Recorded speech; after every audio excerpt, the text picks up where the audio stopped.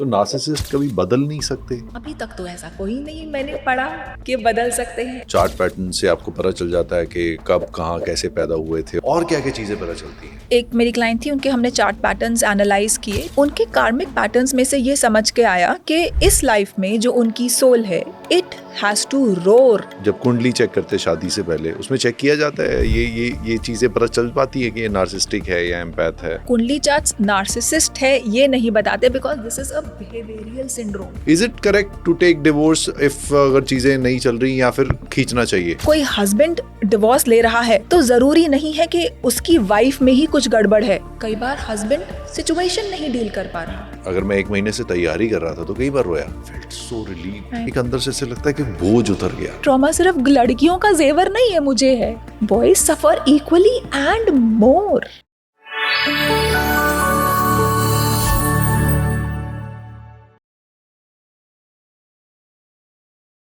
Hi Gitika, welcome to the Supreet Singh Show. Thank you so much for having me, Supreet. How are you? Perfectly fine. जैसे कि हम deep rooted talks करते हैं, हम of Right. Camera काफ़ी deep rooted बातें कर चुके हैं. So Great. first of all, I would love to know what exactly you do. क्योंकि जब हीलिंग की बात करते हाँ. हैं तो हीलिंग में कुछ लोगों को कॉन्सेप्ट क्लियर है, जो लोग हीलिंग के थ्रू जा चुके हैं. हाँ. बट बहुत लोगों को अभी भी हीलिंग के बारे में ज़्यादा नहीं पता, और वो डिफरेंशिएट नहीं कर पाते between a psychiatrist and a healer, Right. और between a psychologist and a healer, और is there a difference between a psychologist and a healer? 100%. See, my primarily what I work with is that I call myself a relationship healing therapist. ठीक है, relationship healing therapist. Relationship को heal करने की क्या ज़रूरत पड़ गई?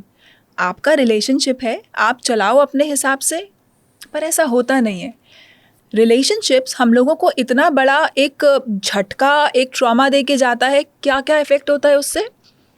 काम नहीं कर पाते आप, ठीक है। अगर आपका मूड अच्छा नहीं है, if you are not good with the person you are with in a marriage और outside a marriage, somewhere your productivity reduces, नहीं इतना अच्छे से यू कैन परफॉर्म। हेल्थ पे असर आता है। If you are not good with the person you are with, somewhere your health is impacted. Weight issues, diabetes, thyroid, multiple try issues. to find an escape हाँ, through that stress. so relationship trauma is not just कि I love you तुम मुझे नहीं मिले मुझे trauma हो गया. Relationship trauma is huge because it manifests multifold in many ways. It impacts literally all spheres of your life, right? And healing a relationship trauma का मतलब सिर्फ ये नहीं है कि आप किसी साइकोलॉजिस्ट के पास जाओ, काउंसलर के पास जाओ, उसने आपको 4 बातें बता दी और नहीं तुम सही थे वो गलत थी तो कोई बात नहीं आगे बढ़ो, you know, like that. Talk therapy, आप उस वक्त सुनकर आ गए वो बात, उस वक्त 2 मिनट के लिए 2 दिन के लिए आपको बहुत अच्छा लगा, भैया मैं ही सही था, ये सामने वाले ही गलत थे, ठीक है, डन, आई एम हील्ड. ऐसे नहीं होता है. वेन यू से समटाइम्स एट टाइम्स कि आप किसी सिचुएशन में हैं, आपको किसी बात की तकलीफ हो रही है, एंजाइटी में हो, कई बार आप अपने फ्रेंड्स को जाके बोलते हो कि सिचुएशन आई और मुझे अच्छा नहीं लग रहा, मैं ट्रॉमा में हूँ, नहीं गुड फील हो रहा. आपको कैसे पता चलता है आपको गुड फील नहीं हो रहा? आप ट्रॉमा में हो, एंजाइटी में हो, डिप्रेशन में हो, कैसे पता चलता है आपको? सुनीत बताइए. जब बेचैनी होती है, जब महसूस होता है कि कुछ सही नहीं है and you are not comfortable, फिर ब्रीदिंग, हैवी ब्रीदिंग से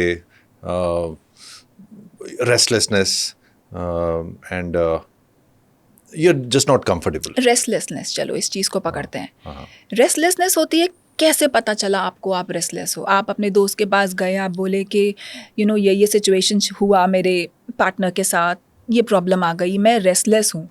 what do you mean restless? कैसे पता चला आपको रेस्टलेस? क्योंकि कोई वो एक चीज़ हो रही है, और जैसे फॉर एग्जांपल मैं एक रिलेशनशिप के ऊपर ही एक जनरलाइज ही मेरी ऑब्जर्वेशन है.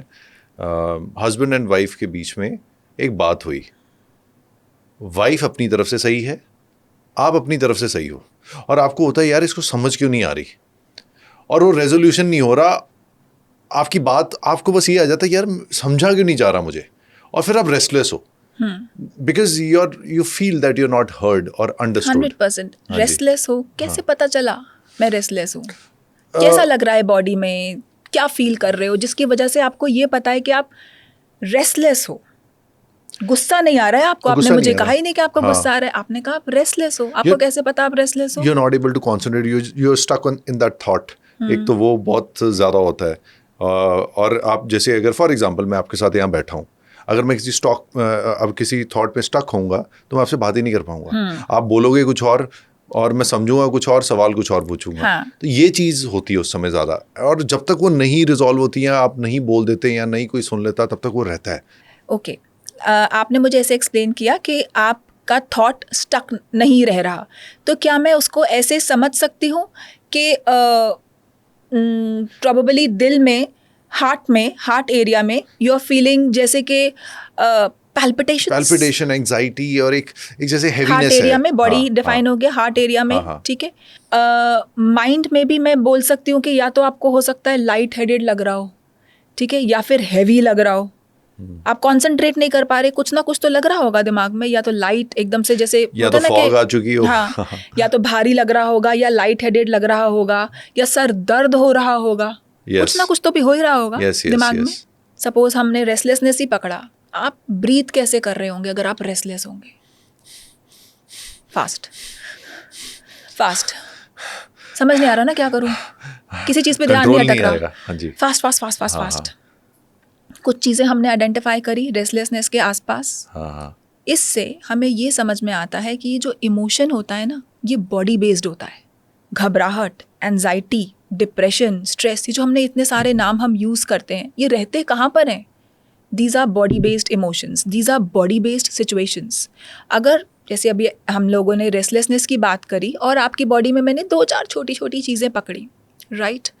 अगर मैं आपकी ब्रेथ पे काम करना शुरू करूँ, ऑल राइट, एंड इवेंचुअली आप खुद अपने आप से अंडरस्टैंड करो कि ठीक है, currently I am feeling that the intensity of my breath is uncomfortable, making me uncomfortable, and I probably rate it at 10. जबरदस्त एकदम, I am not able to sit still, मैं भाग जाऊं, भगवान जाने क्या करूं, ऑल राइट, दैट इज 10। तभी तो दिमाग यहाँ वहाँ जा रहा है, तभी तो ढंग से आप जवाब नहीं दे पा रहे। Restlessness, as you said, okay. अगर मैं आपकी ब्रेथ पे आपके साथ काम करूं, ऑल राइट, आपने अपनी इंटेंसिटी खुद नोट करी, 10 है, ठीक है।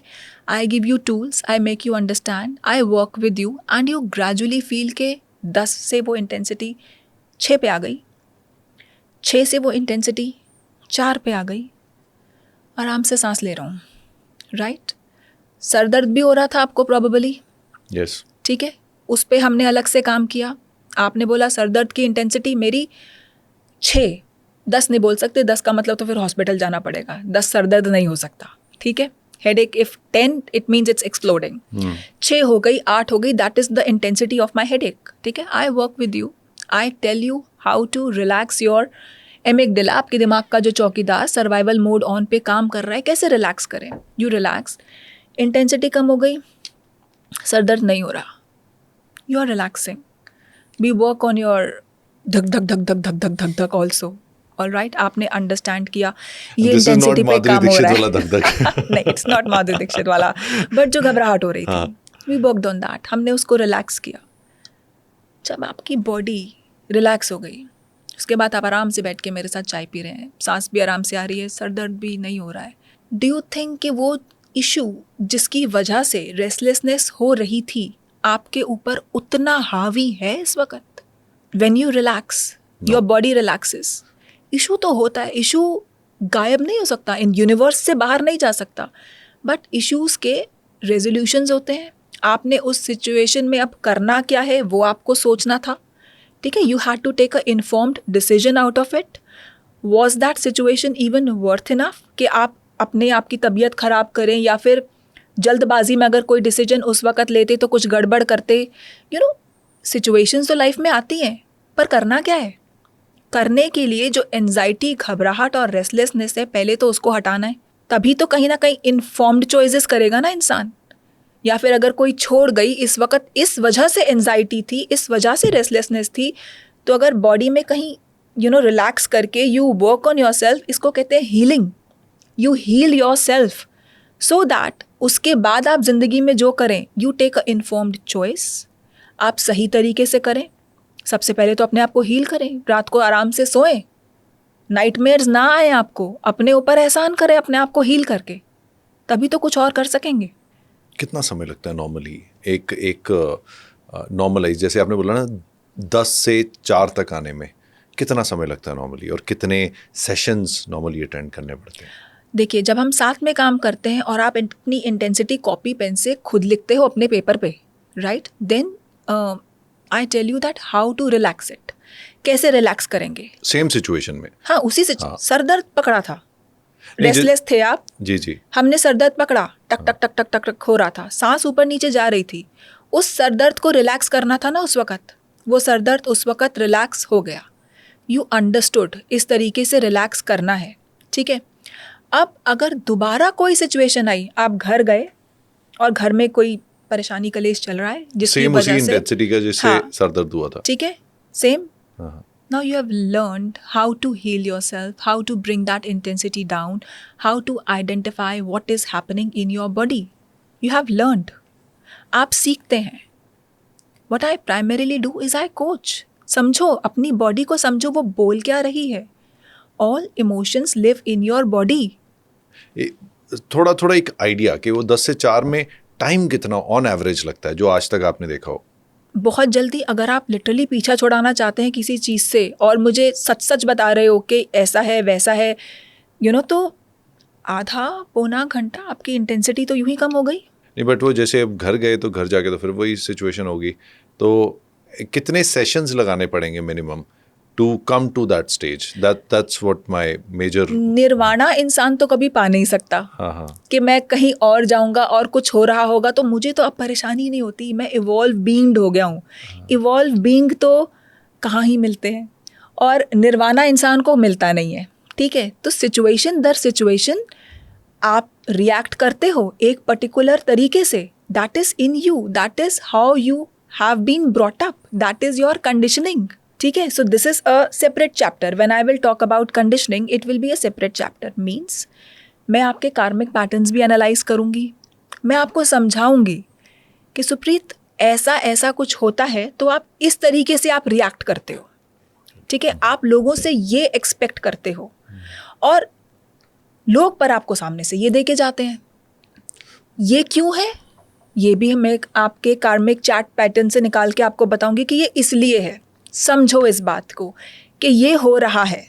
नाउ अब आप किसी दिस इज कार्मिक चार्ट पैटर्न रीडिंग, अब आप दोबारा किसी सिचुएशन में गए और कुछ गड़बड़ सा हुआ तो कहीं ना कहीं तो आप अंडरस्टैंड करोगे ना, ओके फाइन, ये ऐसा मेरे साथ ना होता है और मुझे इस तरीके से ना रिएक्ट नहीं करना। समझदार इंसान हो आप, समझोगे कि ये पैटर्न आपके साथ रिपीट होता है, मुझे रिएक्ट इस तरीके से नहीं करना क्योंकि मैं ऐसे ही रिएक्ट करने वाला हूँ, अभी मुझे पता है मैं उठ के इसका असर पड़ूंगा। अवेयर हो जाते हो उतना ही अपने बारे में, अवेयरनेस काम करती है, व्हाई नॉट। अच्छा हाँ, this is a different thing what you mentioned about, जो मैंने पहले नहीं सुना है, I will be very honest, कि you check the chart patterns as well. Chart pattern से आपको पता चल जाता है कि कब कहाँ कैसे पैदा हुए थे और क्या क्या पर्सनालिटी का, बेसिक पर्सनालिटी का पता चल जाता है, और क्या क्या चीज़ें पता चलती हैं। Okay, so reading a chart pattern before moving towards the healing thing is my personal passion. Astrology, occult sciences is my personal passion. मुझे बहुत मज़ा आता है देखने में कि आपके past life patterns क्या रहे होंगे। आपकी कुंडली बड़े खूबसूरती से बताती है कि आपका चंद्रमा कितना wounded है, वीनस किस स्ट्रेंथ पे है, पता चलता है कि कहीं मॉलेस्टेशन हुई थी, आपने किस तरीके से अपनी लाइफ में ऑपोजिट जेंडर के साथ क्या आपकी डीलिंग रही, पेरेंटल इन्फ्लुएंसेस आपकी लाइफ में क्या रहे होंगे, एंड पास्ट की भी काफ़ी बातें आपके चार्ट्स बताते हैं कि इस लाइफ में आपका मिशन क्या है, राइट। फॉर एग्ज़ाम्पल, जैसे कि एक मेरी क्लाइंट थी, अब हर किसी का मिशन ये नहीं होता कि मैत्री बनानी है सबके साथ और रल मिल के चलना है हमने हंसी खुशी, हर किसी का मिशन लाइफ का ये नहीं होता। एक मेरी क्लाइंट थी, उनके हमने चार्ट पैटर्न्स एनालाइज किए, she is still going through a very troubled situation in the household, right? Deal कैसे करें? उनके कार्मिक पैटर्न्स में से ये समझ के आया कि इस लाइफ में जो उनकी सोल है, it has to roar it has to speak out. तो अगर वो सालों साल एडजस्ट करके चल रही हैं, अरे कोई बात नहीं, शांति से मैं रह लेती हूँ, चुप करके रह लेती हूँ, आज नहीं तो कल बदल जाएगा. जो उसने कल बदलना होता तो ऐसे कल तो बहुत सारे आए थे, बदल ही जाता. राइट? अपने आप कैसे बदलेगी चीज़ जब तक यहीं से कुछ नहीं बदलेगा. राइट? तो उनके पैटर्न से पता चला कि भैया तुमको बोलना पड़ेगा, तुम्हें कहना पड़ेगा. You have to go against your better nature of मैं तो चुप ही रहूँगी, क्योंकि ये तो नेचर था ना उनका. ये उनकी लाइफ कंडीशनिंग, उनके हम लोग जब पीछे गए, हम लोग ने उनके चार्ट्स रीड किए, फैमिली लीनिएज, मम्मी कैसे थे, नानी कैसे थे, अरे कोई बात एडजस्ट कर लेती हूँ. पर वो उनकी ओरिजिनल नेचर नहीं थी जो बना दी गई थी. This is the nature. वो यही नेचर के साथ तो पैदा हुई ना.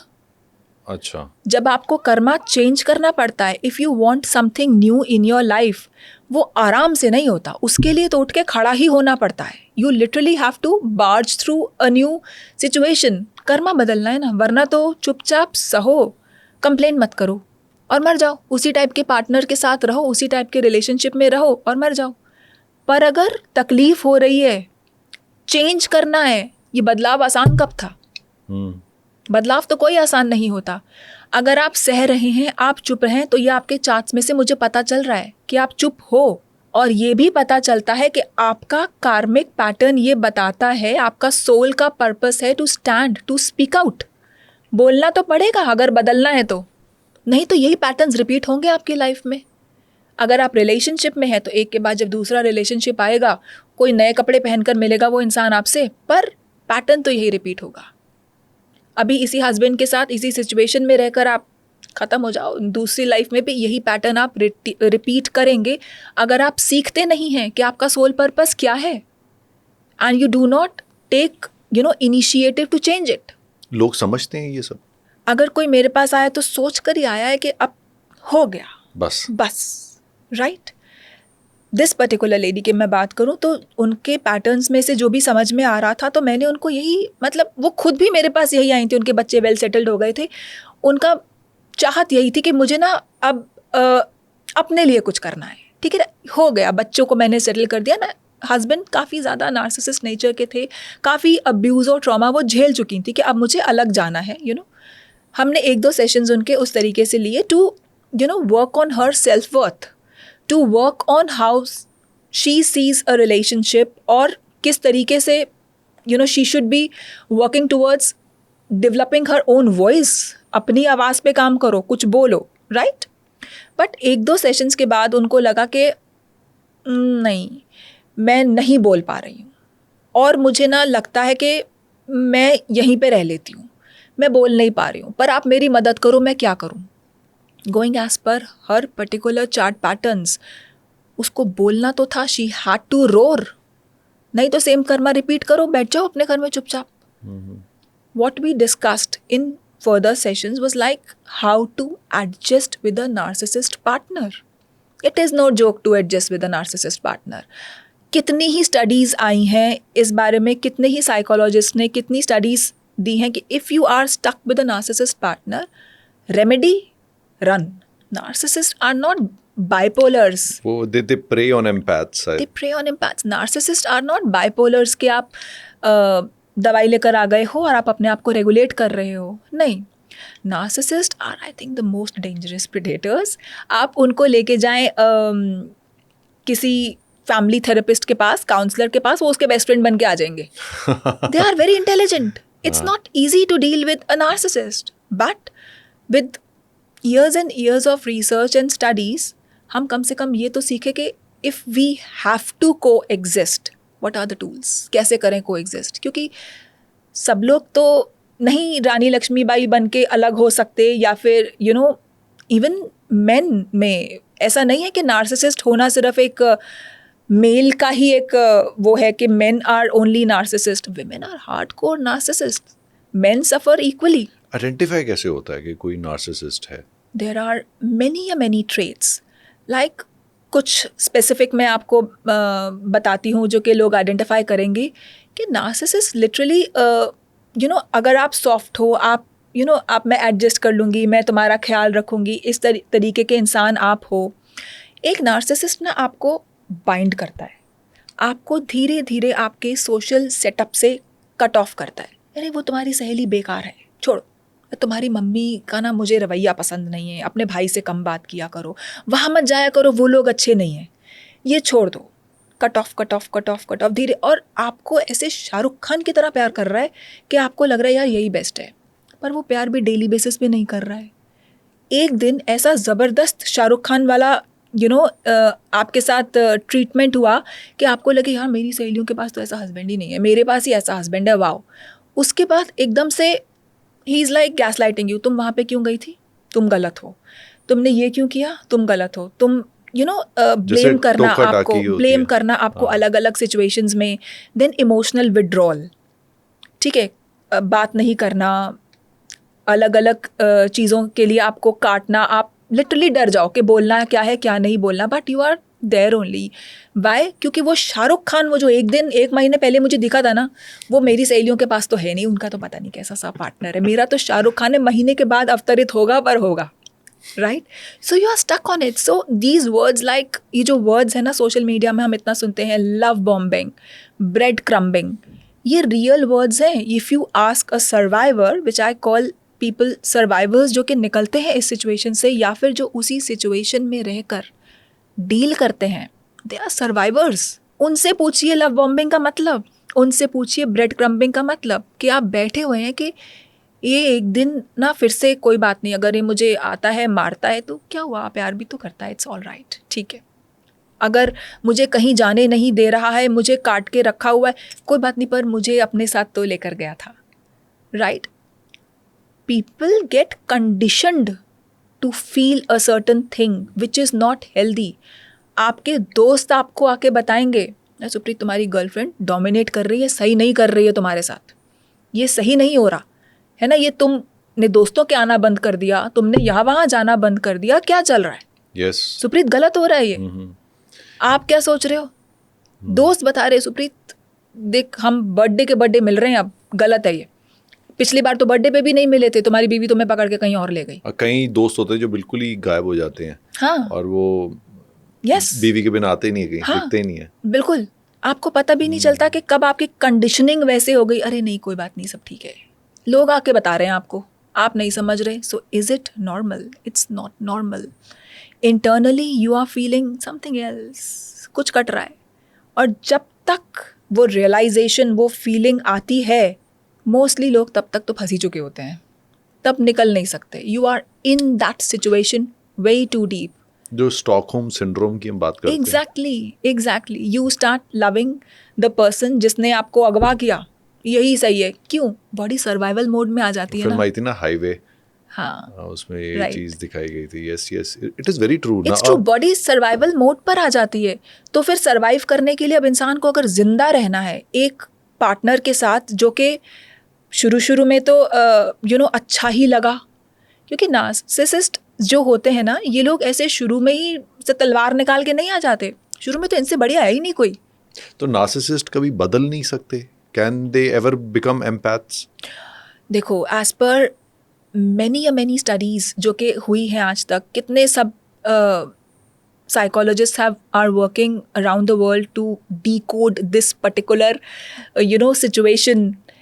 अभी तक तो ऐसा कोई नहीं मैंने पढ़ा कि बदल सकते हैं। As I'm telling you, the one thing which you can do in a narcissist relationship is to run. जैसे अगर 800 करोड़ लोग हैं पूरी दुनिया में, तो ratio of narcissist to empaths कितना होगा? अगर एक वेग आइडिया, कितने होंगे? ऐसे तो रेशियो देना मुश्किल है, बट देखो ना, मैंने बोला कि विमेन आर इक्वल नार्सिसिस्ट, ये सिर्फ मेन का प्रेरोगेटिव नहीं है। बट आजकल ऐसे काफ़ी लोग होते हैं कि भाई अपने हिसाब से चीज़ चला रहे हैं, खींच रहे हैं, बट नहीं, आजकल पहले ऐसे रेशियो देना तो बड़ा ही मुश्किल है। आपने तो मुझसे बड़ा ही मुश्किल सवाल पूछ लिया कि एक रेशियो दो। 50% भी क्यों बोले? अगर मैं बोलूँ कि 50%, तो माने कि 50% सफ़र कर रहे हैं, ऐसा भी गलत है। 20% तो होंगे, होंगे, ज़रूर होंगे। ये चॉइस है, आपकी चॉइस है कि आप अपने पार्टनर के साथ हैं. As I told you, if you do not run, you have to understand how to cope up with a narcissist. दिमाग लगता है because you are dealing with one of the most intelligent predators. आप chart पढ़ते हैं तो जो कुंडली देखी जाती है उसमें ये भी चेक किया जाता है. क्या जब कुंडली चीज़? चेक करते हैं शादी से पहले, हाँ, उसमें चेक किया जाता है ये चीज़ें पता चल पाती है कि ये नार्सिस्टिक है या एम्पैथ है. ऑलराइट, कुंडली से ना ये तो ज़रूर पता चलता है कि आपका पार्टनर है या फिर आप किसी को डेट करने की सोच रहे हैं, किसी के साथ रिलेशनशिप में है, उसका नेचर क्या है. वो अग्रेसिव होता होगा, आप चुप होते होंगे. बट फिर ये तो बात करके आप ही मुझे बताएंगे कि वो कितने लेवल तक एग्रेसिव हो रहा है. Define the aggression, define the possessiveness. That तो यू विल टेल मी ना. पोजेसिवनेस तो कई तरीके की होती है, एग्रेशन भी कई तरीके का होता है. किस तरीके का है वो? Then you define it. तो फिर पता चल पाता है. कुंडली चार्ट्स नार्सिसिस्ट है ये नहीं बताते because this is a behavioural syndrome. ऐसा भी होता है कि a narcissistic married to a narcissistic, या ये ऐसा होता है. हाँ, 1 मंथ में डिवोर्स भी हो जाता है फिर. अच्छा, कौन झेलेगा? ऐसे ही थोड़ी ना. आजकल का डिवोर्स रेट देखो क्या चल रहा है. लोग महीने महीने में डिवोर्स ले रहे हैं, 6-6 महीने में डिवोर्स ले रहे हैं. क्यों ले रहे हैं? यस, यही मेरा अगला क्वेश्चन भी था कि जैसे डिवोर्स अब बहुत तेजी से बढ़ चुका है. Is it correct to take divorce if अगर चीज़ें नहीं चल रही, या फिर खींचना चाहिए, या फिर एफर्ट डालनी चाहिए? इन अदर वर्ड्स, डिवोर्स के तो कितने सारे रीजंस होते हैं. अगर सिर्फ मैं अपने हिसाब से मैन या वुमेन की बात करूं तो ऐसा नहीं होता कि अगर कोई लेडी डिवोर्स ले रही है तो उसका हस्बैंड बहुत ख़राब होगा.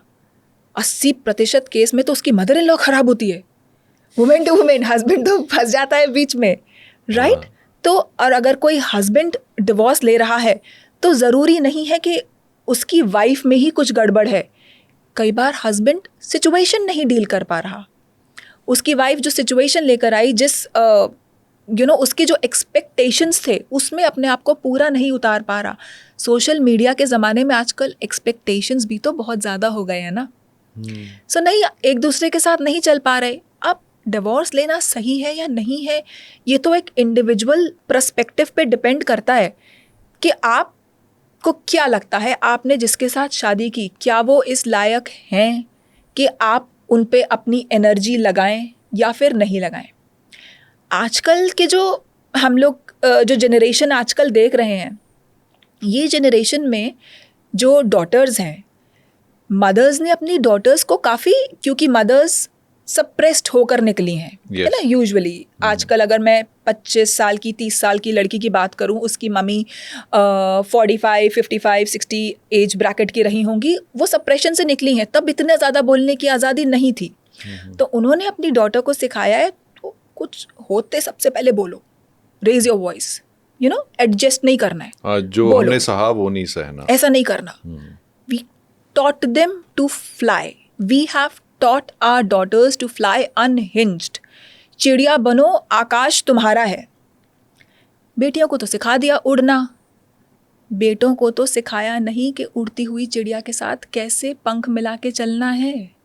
कैसे एडजस्ट करोगे तुम उड़ती चिड़िया के साथ, राइट? सो हम लोगों ने अपने बेटों को नहीं कोच किया कि किस तरीके से तुम्हें एक उड़ती चिड़िया के साथ रहना है. यहाँ पर ही many women have taught their sons also to be very sensitive.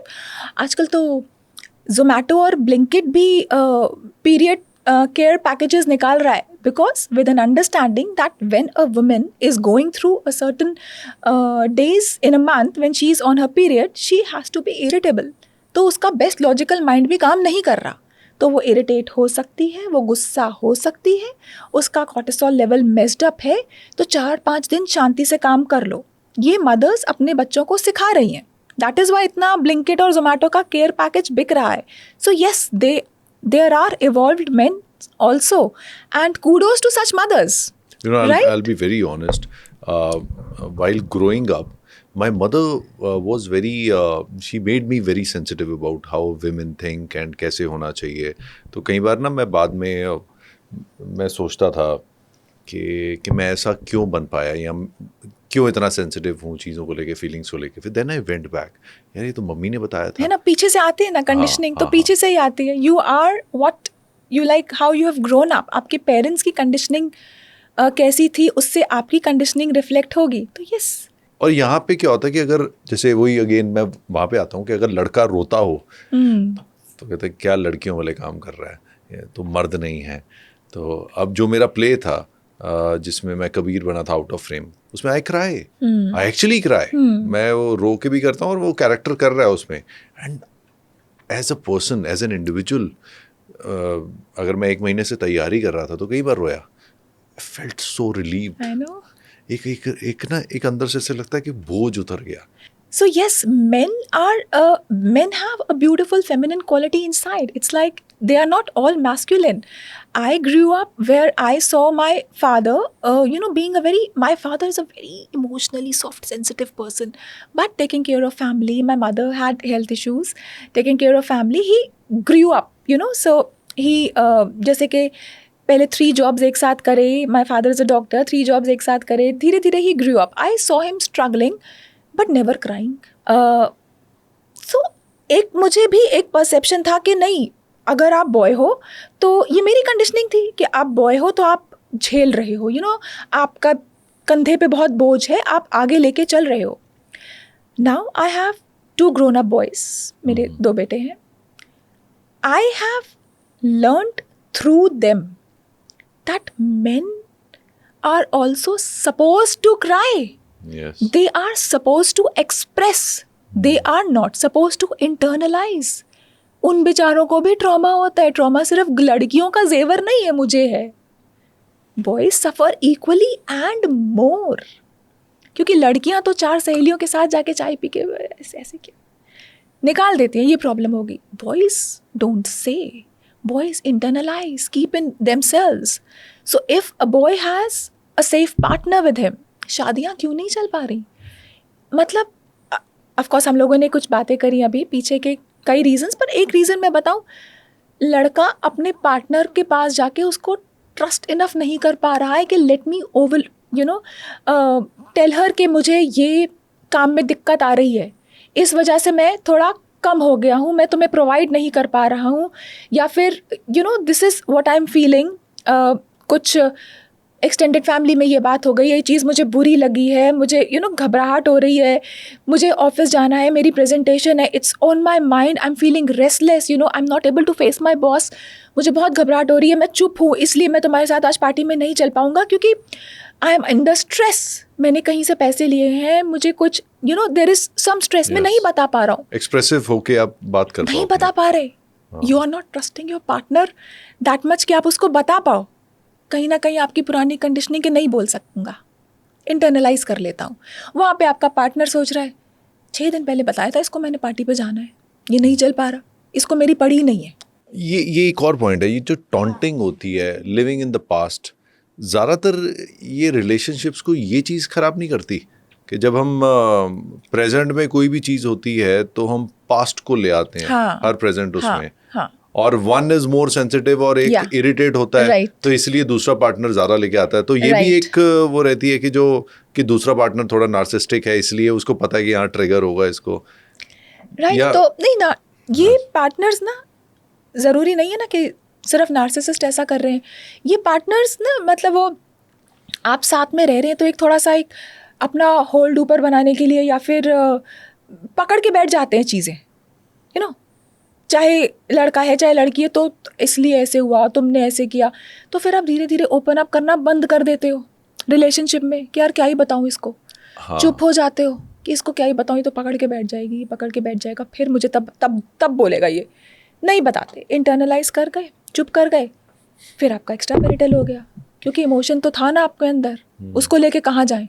धीरे धीरे धीरे आपने अपने पार्टनर से बात करनी बंद कर दी, फिर या तो आपका डिवोर्स हो गया या फिर आपका एक्स्ट्रा मैरिटल हो गया. तो is it the number 1 cause for extra marital affairs कि आप इमोशनली ओपन नहीं कर पाते अपने पार्टनर के साथ? It is the number 1 cause that you are not finding that your partner is actually a partner anymore. So it becomes a reason. Okay. And आज की डेट में ये नंबर बढ़ रहा है जितना मैं सुन रहा हूँ, और हम एक तरह से कह रहे हैं कि हम ओपन सोसाइटी भी हो गए. Open society in a way that we are more vocal, like verbal भी हैं, तो इतना वर्बल होने के, क्योंकि पहले का एक ज़माना था जब शादी से पहले लड़का लड़की को नहीं और लड़का और लड़की लड़के को नहीं मिलते थे, फिर भी शादी होती थी, लंबी टिक जाती थी। तो तब तो कहते कि ना एक्स्ट्रा मैरिटल होता था ना डिवोर्स होता था, पर आज की डेट में आपस में बात भी करते हो, पहले आप डेट भी करते हो, फिर भी आपके डिवोर्स भी ज़्यादा हो रहे हैं और एक्स्ट्रा मैरिटल भी हो रहे हैं। थोड़ा सा आंसर मुझे पता है, बट मैं चाहता हूँ आप अच्छी तरह एक्सप्लेन करो इसे, क्योंकि ये मैक्सिमम क्वेश्चन हैं आज की डेट में, और ख़ासकर उन लोगों के क्वेश्चन ज़्यादा होते हैं जो who are in their 60s और 70s राइट नाउ, कि साढ़े टाइम ਤੇ ਤਾਂ ਪੰਜਾਬੀ में कि ਇਦਾਂ ਹੁੰਦਾ ਸੀਗਾ, ਕਹਿੰਦੇ ਨਹੀਂ ਸੀ ਅਸੀਂ ਫੇਰ ਵੀ ਇੰਨੇ ਸਾਲ ਕੱਢ ਲਏ, ਤੁਸੀਂ ਬੱਚੇ ਆ ਅਜੇ ਤੁਹਾਡੇ 2 ਸਾਲ ਹੋਏ नहीं है, लड़ाइयाँ ਇੰਨੀ करते हो। इन्ने साल कड ले में आता है ना, एडजस्ट किया शायद, एडजस्ट कड ले। आज कहाँ कर रहा है कोई एडजस्ट। आजकल के टाइम में जब आप अपना इंस्टाग्राम खोलो, आप अपना फेसबुक खोलो, भर भर के ऑप्शंस आ रहे हैं आपके पास। पहले टाइम में you were conditioned to adjust.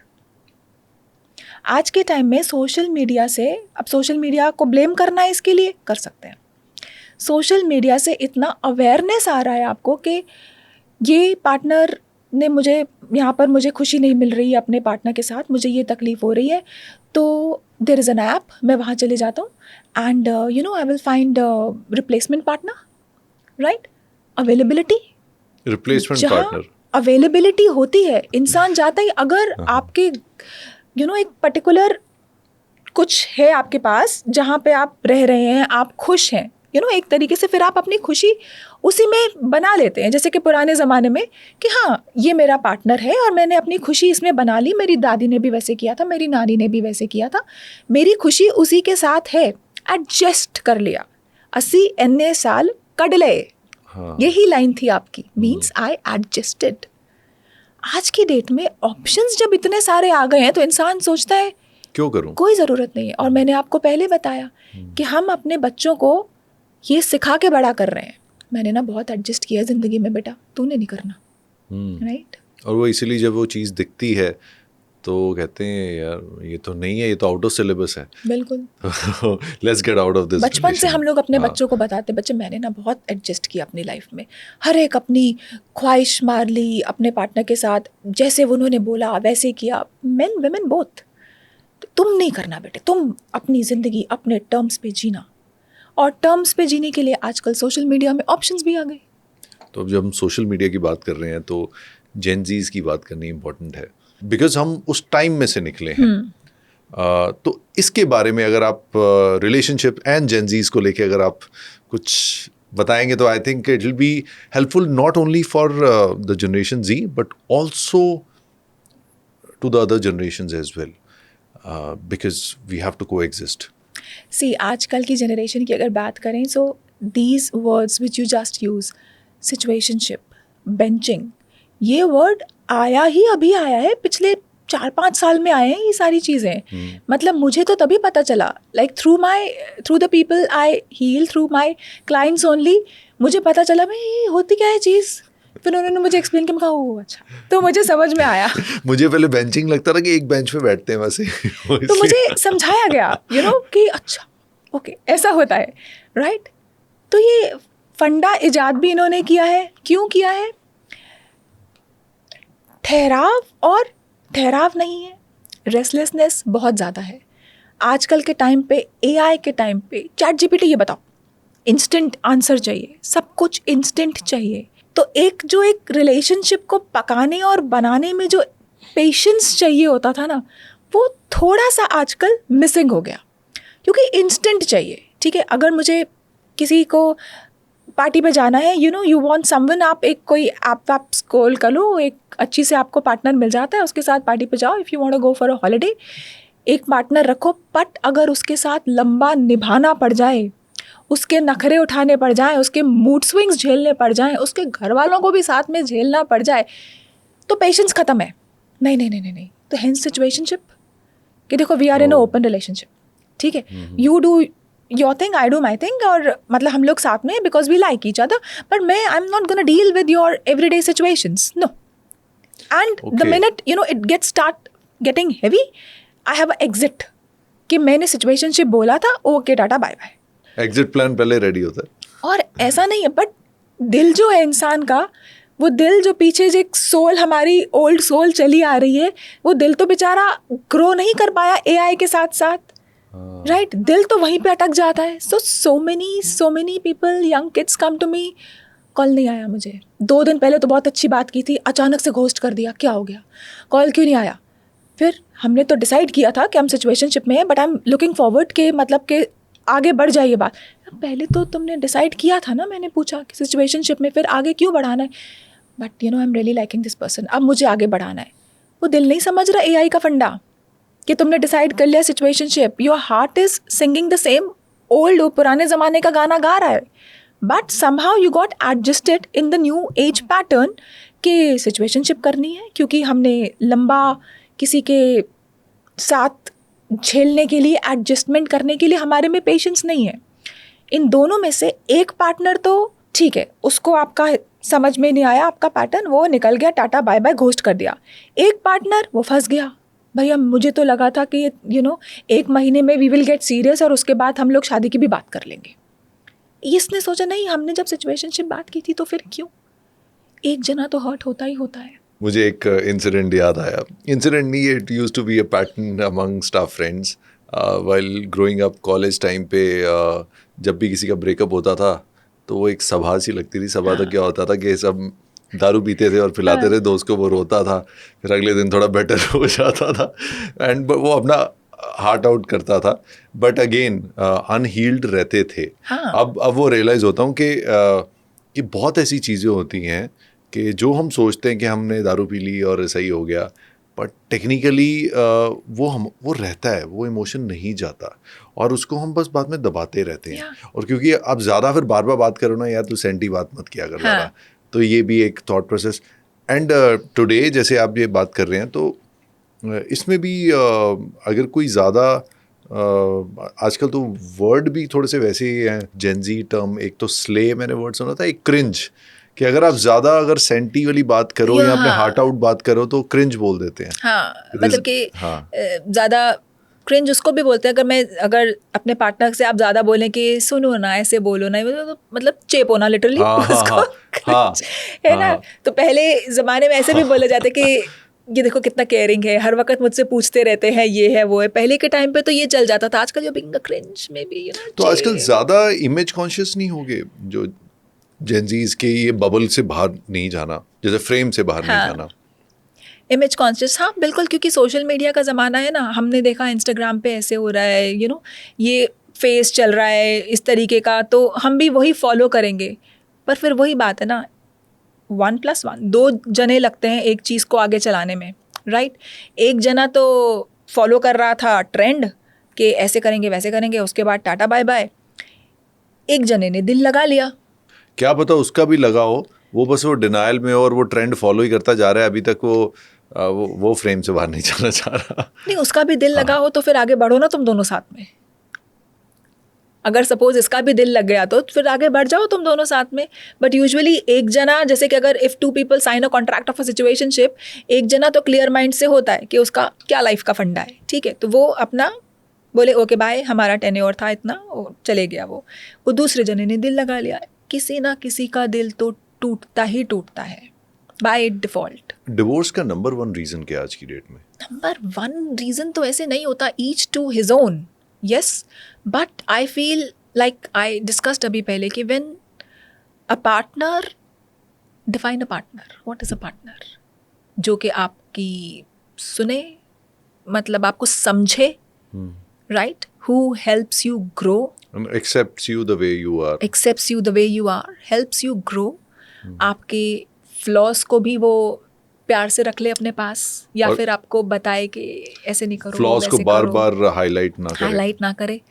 अगर आपके साथ आपके बैगेज में आपकी मम्मी आई, पापा आए, आपको बड़े पसंद है, उसको नहीं पसंद है, फिर भी आपकी खुशी के लिए okay fine, because you are important. ऐसे ना करे कि भाई कि मुझे नहीं पसंद तो तुम्हें भी नहीं होना चाहिए। हाँ, ऐसे नहीं होना चाहिए। That is a right definition of a partner. Yes. When a partner stops being a partner, then it becomes like a reason for a divorce and an extramarital. क्योंकि कई सिचुएशंस में ये 1 महीने की शादी में नहीं पता चलता, अरे तुम तो कुछ नहीं समझ पा रहे. कई बार a partner stops being a partner after years and years of marriage also. After years and years of marriage, how does a partner stops becoming a partner? 2 reasons. Number 1, probably he was not, fulfilling all the marks of a partner from 1 महीना पहले से ही शादी के, पर आप adjust कर रहे थे, आपकी कंडीशनिंग थी. आफ्टर many years, आज की डेट में आपको लगा कि नहीं यार, अभी हो गया, चलो डिवोर्स लेते हैं, ठीक है. या फिर वो पार्टनर जो कि कई सालों तक गुड पार्टनर बन रहा था, वो एडजस्ट कर रहा होगा. मुझे नहीं जाना तुम्हारे साथ भाई ट्रैवल करने, घूमने, मेरे पाँव में दर्द है, मैं चल भी नहीं सकती हूँ, मुझे नहीं तुम्हारे साथ ट्रैवल करना. इतने साल से मैंने एडजस्ट कर लिया, तुमने कहा ये करो वो करो, मैंने इतने साल से एडजस्ट कर लिया, नहीं जाना जब वो बोल दे अब बस, है ना. तो इसका मतलब अगर मैं गुड पार्टनर बन रही थी इतने सालों से, या बन रहा था इतने सालों से, तो प्रोबेबली वो बहुत मजबूरी में था. फिर जब उसने हाथ पीछे खींचा तो फिर it became a reason for a divorce और एन एक्स्ट्रा मैरिटल. जब आफ्टर डिवोर्स किसी पेरेंट की बाद में चाहे वो किसी और को डेट करे या शादी कर ले, तो बच्चे कितने आराम से ले लेते हैं, या उसमें भी कई बार आते हैं कोई ऐसे केसेस जो ट्रॉमा में चले जाते हैं कि व्हेन देयर मदर और their father marriage somebody gets married to somebody else after a divorce, तो उन्हें किसी को और को पापा या मम्मी बोलना पड़े, तो उसमें भी आते हैं आपके पास ऐसे केसेस? यहीं पर थैंक्स टू सोशल मीडिया आजकल बच्चे बहुत ही अवेयर हैं, राइट, कि 24 घंटे नेटफ्लिक्स देखते हैं, 24 घंटे सोशल मीडिया देखते हैं. उनको पता है कि भैया my parent will move on. They know, they are totally conditioned to understand it कि yes they will move on. जहाँ तक ट्रॉमा की बात आती है, वो तो तब आएगी ना अगर आपने पार्टनर दूसरा गलत चुना. अगर आपने अच्छा पार्टनर चुना है ना, if that person is nice towards your kids, then why the trauma. बच्चे को तो ट्रॉमा अपने पुराने मम्मी या पापा के साथ भी इसीलिए हो रहा था ना, क्योंकि वो अपना कोई इमोशन उनके ऊपर थ्रो कर रहे थे. If they were not being good to them, that was their only situation. यहाँ पर भी अगर आप गलत पार्टनर ढूंढ के लाए and your child is suffering due to the behaviour of that गलत पार्टनर, तो वहाँ पर प्रॉब्लम आई ना, आपकी गलती तो वहाँ पर हुई. बच्चे को सिर्फ इसलिए दिक्कत नहीं होती कि मुझे अपने पेरेंट को किसी और नए जने के साथ शेयर करना पड़ेगा, वो तो सोशल मीडिया ने बहुत अच्छे से सिखा दिया है ऐसे ऐसे होता है. I don't want to miss talking about this, and this is called as trauma. Trauma पहले बोला जाता था कि एक्सीडेंट हो गया तो ट्रॉमा हो गया, तो ट्रॉमा सेंटर्स होते थे उस हिसाब से.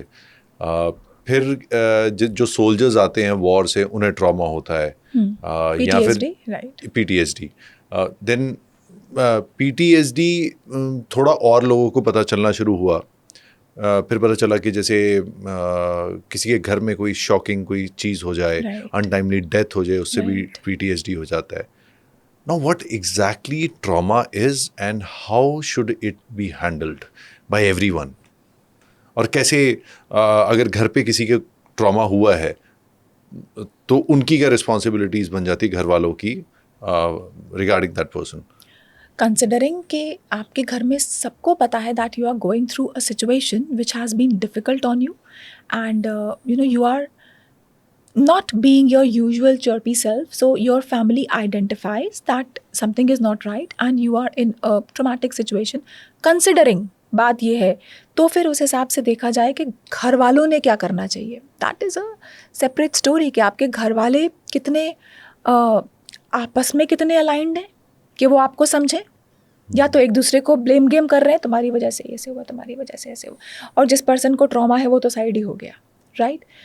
यूजुअली बाकी लोग इतनी रिस्पॉन्सिबिलिटी नहीं लेते हैं. आपके ट्रॉमा की रिस्पॉन्सिबिलिटी आपकी है, आपकी परेशानी की रिस्पॉन्सिबिलिटी आपकी है. अगर आप किसी पे डिपेंड करते हो कि मैं परेशान हूँ और तुम देख लोगे, मम्मी देख लेंगी, पापा देख लेंगे, पार्टनर देख लेगा, नहीं हो पाता.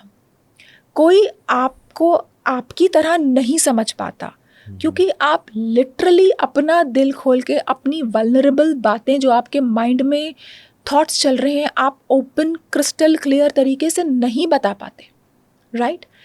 That means they are not able to help you.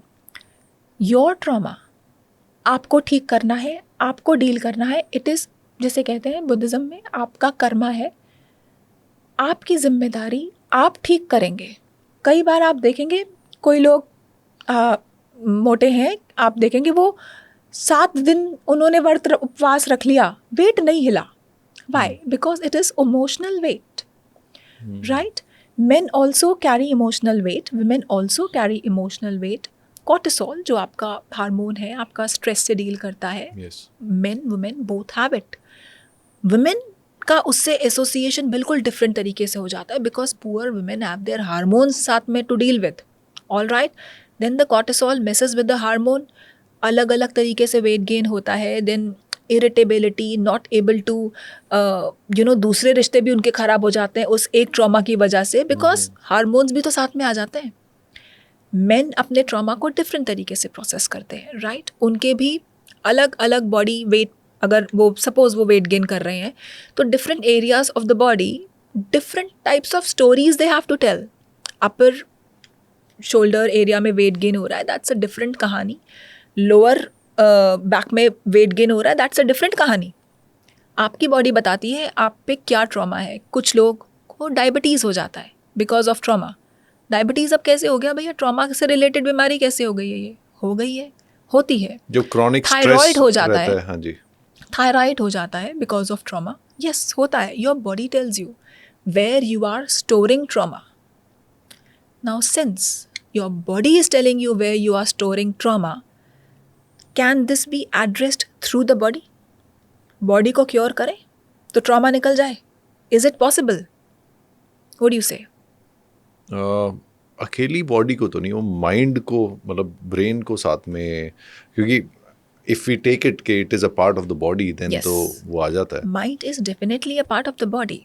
हमारे माइंड में ये जो एक बीच में एमिगडाला होता है, right, it is like our processing system. जैसे कि अगर आप डंडा लेकर आओ मेरी तरफ मारने के लिए, तो आपने लिटरली मुझे मारना है या नहीं मारना है ये तो 1 सेकंड के बाद पता चलेगा, पर डंडा देखते ही ना मैं तो ऐसे हो जाऊंगी ना. रिफ्लेक्स आएगा. ये रिफ्लेक्स कौन कर रहा है? बॉडी. एमिगडाला. बॉडी कर रही है ना. मेरे एमिगडाला ने मेरी बॉडी को सिग्नल दिया डेंजर डेंजर. मेरा रिफ्लेक्स, वो तो 1 मिनट के बाद एमिगडाला बताएगा रिलैक्स रिलैक्स, राइट? तो मेरा सर्वाइवल मोड ऑन रहता है. दिस इज माई एमिगडाला, जो कि आपका माइंड का डेंजर सेंटर जो होता है. हमेशा ऑन रहता है ये. हाँ, अगर अभी एकदम से कोई आप पे कुछ फेंकेंगे तो आपका एकदम से रिएक्शन आएगा ना, या फिर वो 5 मिनट के बाद आएगा. हाँ, वो तो इट्स गोइंग टू बी तो इंस्टेंट. ऑन ही है. हाँ, हमेशा. चाहे योर हम माइंड चाहे इज ना चाहें, वर्किंग. आपका चौकीदार तैनात खड़ा है, अच्छा. राइट? तो घबराहट आई, एंजाइटी आई, सिचुएशन आई, आपका चौकीदार तैनात था. आपका चौकीदार ने वो बात कर ली, एकदम ऐसे पकड़ के बैठ गया कि यार नहीं, उसी मोड में वो है तैनात. Survival mode is on. मतलब वो रिलैक्स नहीं हो रहा. वो रिलैक्स नहीं हो रहा, आपका सर्वाइवल मोड ऑन है. Since your survival mode is on, it is reflecting on your body, different parts. When we release this emotion को रिलीज करते हैं अपनी बॉडी से स्टेप बाय स्टेप, राइट? आपकी ब्रीदिंग नॉर्मलाइज होगी. Somatic, there are many somatic ways to regulate your breathing. घबराहट हो रही है, ट्रॉमा है. ट्रॉमा के भी अलग अलग प्रकार होते हैं. ट्रॉमा में कई बार आपको गुस्सा आता है. ट्रॉमा में कई बार आप लथार्जिक हो जाते हो, दिन भर बेड पे पड़े हो, हिल ही नहीं रहे, राइट? ट्रॉमा में कई बार आप जाके हर किसी से लड़ाई कर रहे हो, फिर घर में आके रो रहे हो मैंने लड़ लिया. ट्रॉमा अलग अलग तरीके से शेप करता है, ठीक? फॉर एग्जाम्पल, आप दिन भर घर ही में बैठे हो, डिप्रेशन, नहीं निकल रहे बाहर, ओके? पार्टी के 4 इन्वाइट्स आए, आप नहीं जा रहे. आप अपने आप को एनालाइज करोगे, ट्रॉमा है, मुझे परेशानी है, दिक्कत है, मेरी सांस कैसी चल रही है, how am I breathing. You analyse your self like step by step. Healing is a step by step body based process. You need to be conscious about your body, your mind, Yes, and actions. that is what healing is all about. That is what emotional trauma release is all about. Explaining you what you are feeling in that particular manner. आप bed पे ही बैठे हो, नहीं हिल रहे, how is your breathing going to be in that moment? What do you say? मतलब It could be deep. आहें भरना, हाँ. right? It could be like that, okay? पर जैसे ना इसमें मेरा एक छोटा सा आपसे यही सवाल रहेगा कि हर किसी का ट्रॉमा को लेके रिएक्शन थोड़ा डिफरेंट हो जाता बिल्कुल डिफरेंट होता है। है। सम पीपल जो आपने बोला कि कई बार वो बिल्कुल ही डल हो जाते हैं, कई लोग बहुत ही ओवर एक्टिव हो जाते हैं, हमेशा चौकन्ने से रहते हैं। हाँ। तो have you ever met anyone के जिसको बहुत शॉक भी लगे हों बट उसे ट्रॉमा ना हुआ हो? ऐसे लोग भी होते हैं कि वो चाहे जितने मर्जी इससे निकल जाए, जैसे नॉर्मली क्या होता है in meditation, we certainly realise कि we are neither the body nor the mind, जिसकी बात करते हैं कि we are the soul driving the entire thing. तो वो कोई भी चीज़ सरप्राइज नहीं करती। जितने भी हम कई बार कहते हैं थोड़े जो स्पिरिचुअली जो थोड़े से अपलिफ्टेड लोग आ जाते हैं, तो ऐसे लोग भी मिले आपको, या ऐसे लोग भी होते हैं कि जिन्हें किसी भी तरह का ट्रॉमा हिट ना करता हो, कि या करता है कुछ ना कुछ ट्रॉमा? जिंदगी गुजर के चली जाए आपकी आंखों के सामने से, बहुत कुछ हो गया आपकी जिंदगी में और आपको फर्क ही नहीं पड़ रहा। हाँ, मतलब यार ओके यार, इट्स होना था हो गया, बस ये it's not in my control, तो कोई बात नहीं। टोटल डिटैचमेंट के साथ ह्यूमन बीइंग यूजुअली नहीं रह सकता।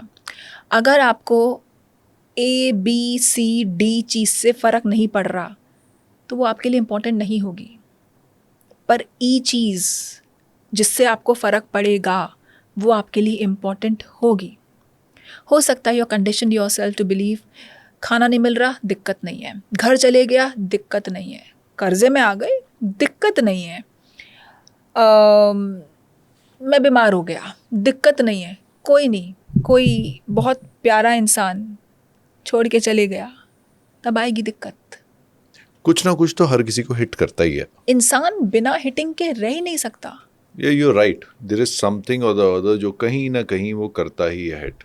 और उस केस में वो ये दोबारा घूम के आते हैं कि healing and therapy is very important. और जो चीज़ मुझे भी अल्टीमेटली महसूस हुई, कुछ साल पहले हुई थी, अब मैं थोड़ा सा इसमें वोकल भी हूँ, और तभी I could relate to whatever you were saying, and it is so important कि हमें जो हमारे ज़ख्म हैं उन्हें इग्नोर नहीं करना चाहिए, उसको उसी समय फेस करके, और सलाह सही इंसान से लेनी चाहिए। किसी से अगर आप फॉर एग्जांपल किसी शू स्टोर में जाके पेस्ट्री मांगोगे तो वो जूता ही मारेगा। Right, and healing is important आपके खुद के लिए, otherwise you repeat a pattern. दिक्कत तो सारी वही आ जाती है ना। आई थिंक वो जनरेशनल ट्रॉमा भी वही बनता है फिर। Exactly, you repeat a pattern. तो आप अपने रिलेशनशिप्स को हील करें, अपने आप पे उपकार करें कि you are in a right zone, in a right mode of mind, in a right life condition to carry forward your relationship in a healthy manner, so that you make right choices, you choose a right partner. If you are in a situation, in a relationship with someone, you become happy over there, you grow with the person, you let them grow, right? It's been amazing talking to you. बहुत मज़ा आया मुझे। Same here, and मैंने एक तरह से जो आपसे सवाल पूछे हैं, ये उनमें से कई सवाल ऐसे मेरे खुद के हैं, और काफ़ी सवाल वो हैं जो मैं ऑब्ज़र्व करता हूँ, जो मैं देखता हूँ दुनिया में। एंड हो सकता है कि कुछ सवाल मेरे रह गए हों, बट वो एक पॉडकास्ट में सारे पॉसिबल भी नहीं है। And but the kind of methodology, the kind of demeanour you carry is tremendous, and I must congratulate you for what you are doing. And आपका एक्सपीरियंस कैसा रहा शो पे आके? I loved it. I love talking to you. You are a very emotionally evolved person. You understand about emotions, you understand about life. You are not just all set script pattern person. आप समझते हो, दिल की बात समझते हो. No, but thank you so much for this message, and the kind of appreciation, and honestly I am I've become evolved now, I would say. I wasn't like this. सवाल हमेशा रहते थे, पर समझ आया कि चीज़ों से भागकर सल्यूशन नहीं मिलेंगे।